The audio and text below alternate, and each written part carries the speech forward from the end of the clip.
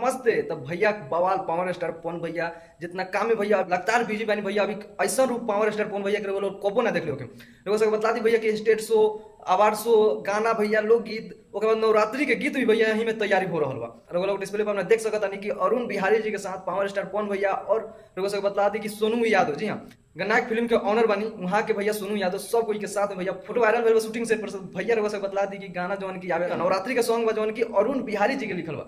अभी भक्ति में देख लिया रउआ सबके बतला दी अरुण बिहारी जी से भैया केहू अभी पीछे हो गइल बा। भक्ति के मैटर में बात करत हैं भैया, उहे अरुण बिहारी जी के गाना लिखल बा जौन की गन्नायक फिल्म पर ई गाना आवे वाला बा। और रउआ सबके बतला दी भैया कि हमें म्यूजिक दिए बनी प्रियांशु भैया जौन की कमाल के म्यूजिक दी हनी। और पावर स्टार पवन भैया के तो खैर भाई हैं, जान से ज्यादा पावर स्टार पवन भैया माननी। तो भैया ई गाना जौन के वाला बा बहुत गादा होके वाला बा।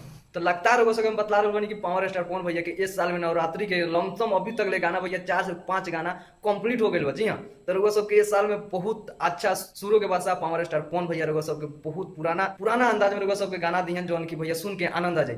तो रउआ सबके अपडेट कैसे लागल भैया कमेंट करके जरूर बतलाएं। मिलता नहीं अगला वीडियो, तब तक नमस्कार।